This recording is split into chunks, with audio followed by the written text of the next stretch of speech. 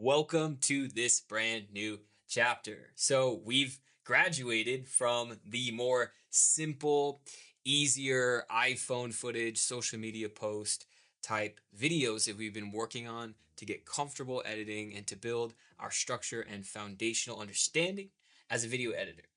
Now, in this section, we're going to be doing some deeper, more complex editing techniques with a new layer of theories and principles.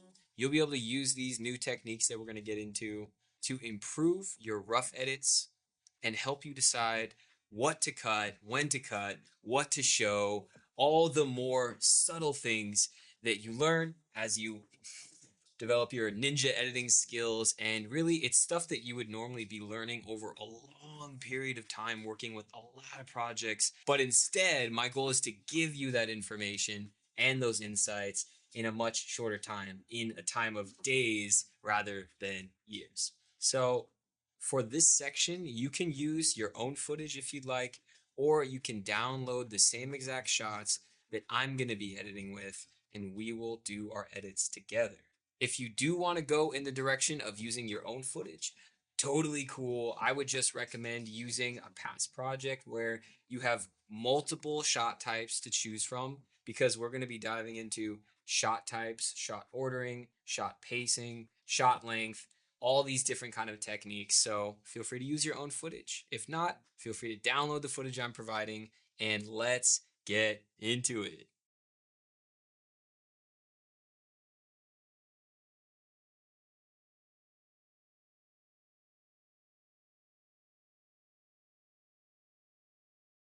All right, let's do this. So download the footage if you haven't already, or have your footage that you're going to use ready to be dragged into your editing software. So because we've already done two projects where we've really done the beginning stages of the workflow and of creating our proper folders, we're going to start spending less time on those preparation phases, and we're going to start spending more time on the more editing process, the finalizing process, and the refining process, so that our exports are even better as we go through the course. Now, like I mentioned, I already have my folders set up and ready to go. I have an audio folder that has the audio that we're going to be using for the project.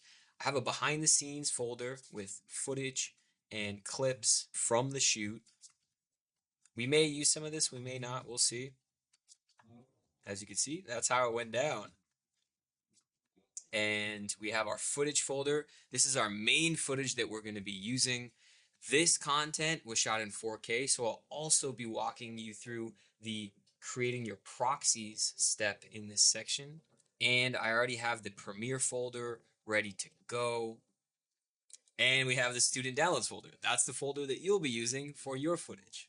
So once you have all your folders ready, of course, your next step is going to be to back up that footage in those folders. So go ahead and copy your entire main folder, drag it and paste it into your external separate hard drive, and create your backup duplicate version of your project files. And once that's done, we're going to go to our editing software. We're going to create a new project. I'm just going to title this The Violinist, because it is a violinist performance. Okay, the name, and then we're going to set the location inside the proper editing file and hit OK.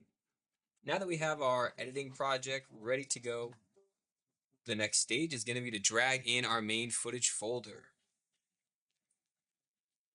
Let's go ahead and drag that in. And we can go ahead and drag in our audio folder as well. For you, it may look different. You might not have an audio and footage folder yet, but you navigate to your downloads folder or your personal project folder and drag the proper clips into your editing software. And now we have all of our footage.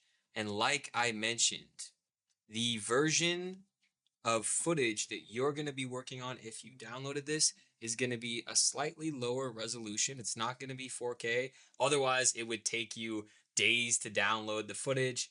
I compress the original video files so that you can easily download and actually access them. So I'm personally working with the full resolution files, which means if I were to create a new sequence from one of these 4K files and hit play, what's going to happen is the computer will be able to handle it at first, but rarely do you have a computer, a laptop, a desktop computer that can really handle 4K files being played back at full resolution.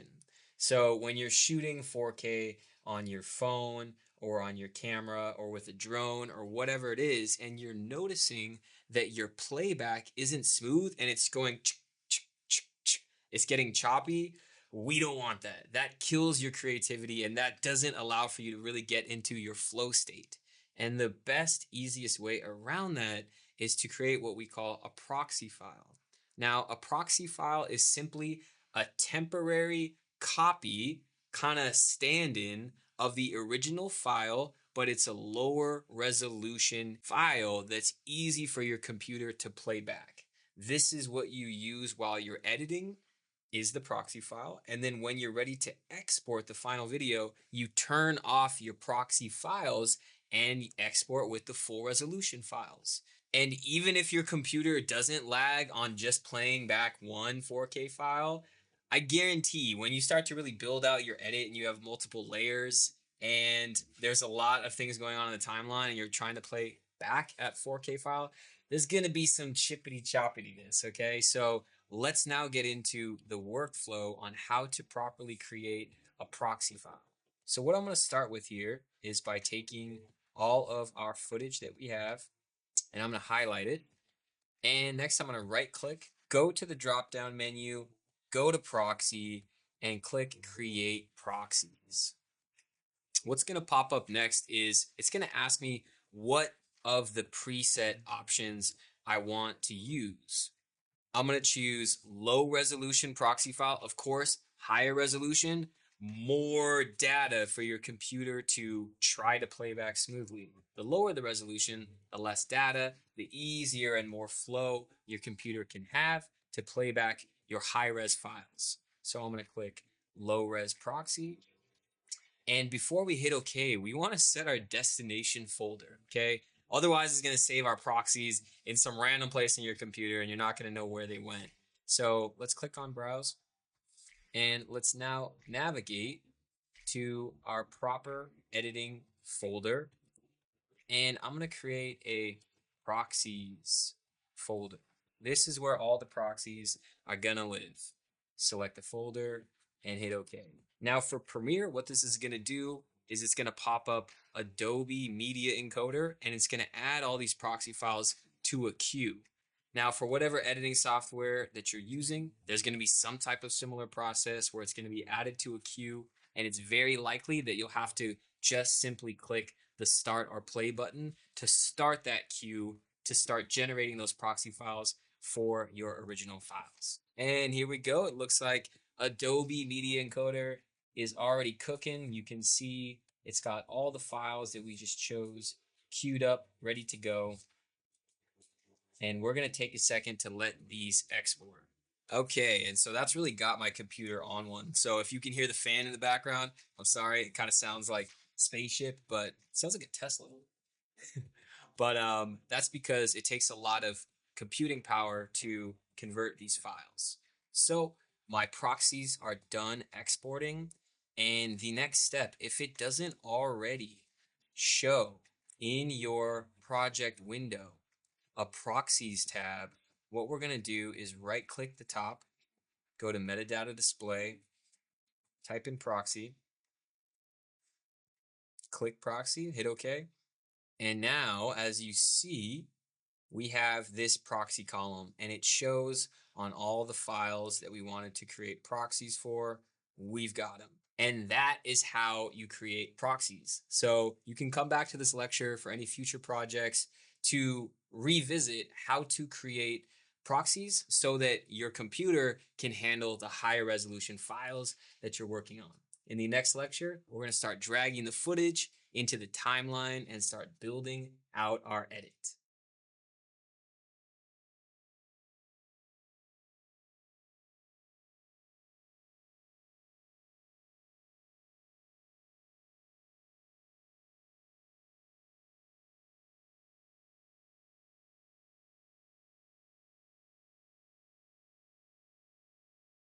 And now we are ready to start our actual edit. So let's first start by selecting all of the clips that we want to create a sequence from.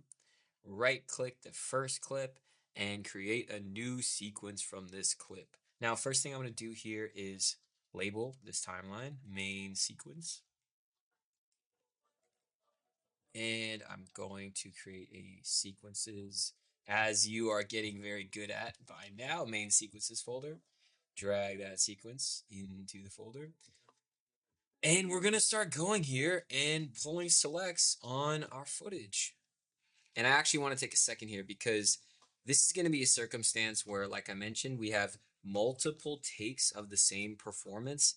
This would be a scenario where, in other situations, if we had the same exact timing on a clip, we would, how do I want to say this? In a different editing project, we're going to be using the synchronize and multicam function of our editing software to sync multiple takes together and multiple angles together automatically in an automated way. Now, because she was doing a live performance on each one of these takes, if we look at the waveforms here, we can see that it's different every single time. Even though she's playing the same song, each one is a different performance. So we won't be able to use the automated synchronize function. In this specific scenario and with different videos that you are doing, different projects, you're going to be able to do it in the automated way, which we will do together. But for this one specifically, we're going to find a point that we can mark on each one of her takes that is going to be in the same moment. And then that way we'll be able to go and manually overlay all the different takes together to have one multi-layered take to then be able to pick and choose which shots we want to use for which moments. Hopefully that makes sense. If it doesn't make sense right now, it's going to make sense as we go through this edit. And I'm just going to continue here to label these different takes, different colors. Okay, perfect. Now we have all of our different takes, our separate colors. And now, like I mentioned, we're going to be manually creating a marker on each one of these takes so we can go in and manually line everything up. So to do that, what I want to look for is somewhere in the waveform that has contrast. I want to have no information and then a peak or a high amount of information. That way I can scan these other waveforms and easily see where that repeating strong sound is happening. So let's take a listen here. So this is towards the end of the routine.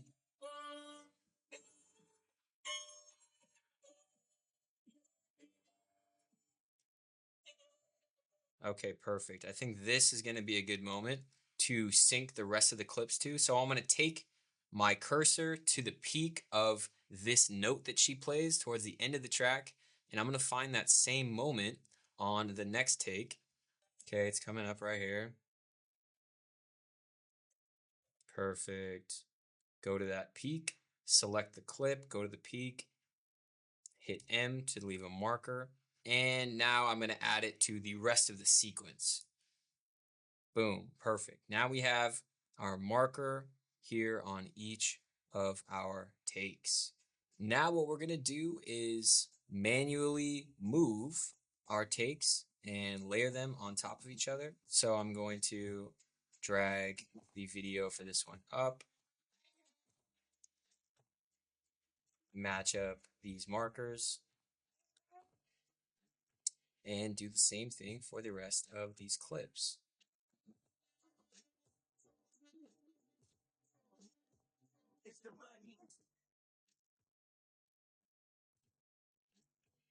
Okay, perfect. And now we have all of our different takes stacked on top of each other. So you as well by now should have all of your takes linked up together if you're using this footage to work with, or if you're using your own footage to work with, you should have all your takes ready to go and synced.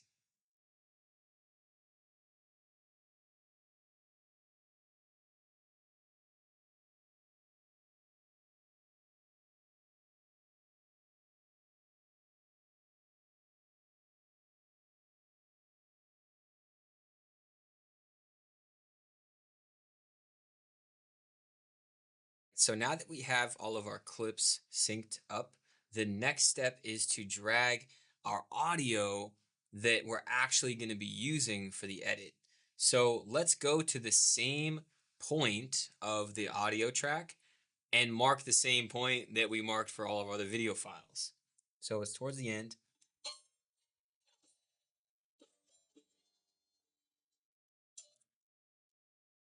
So it's that point right there.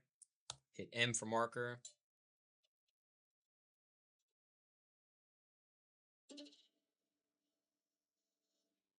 And now that we don't need any of these audio files, we can go ahead and select all the audio files, hit delete. We still have the markers here as a reference. And we can drag our audio in, line up the marker. And if we did everything right, this should be synced up.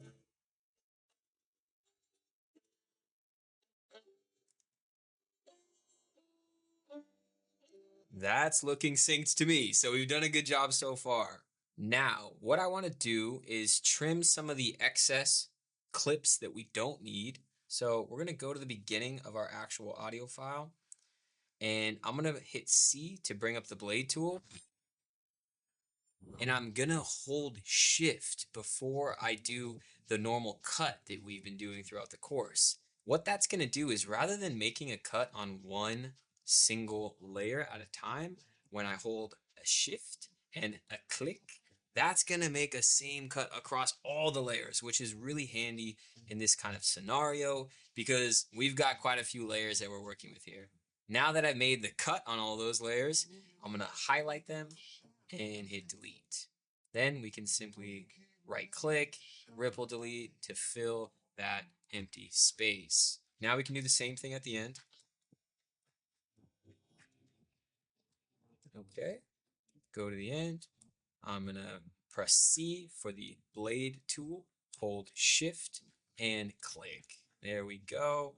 We have all the clips and we're gonna hit delete. And this would be a good time to create a backup sequence. Okay, so that way we have all of our selects pulled in together and they're gonna be nice and safe. So let's go to our sequence.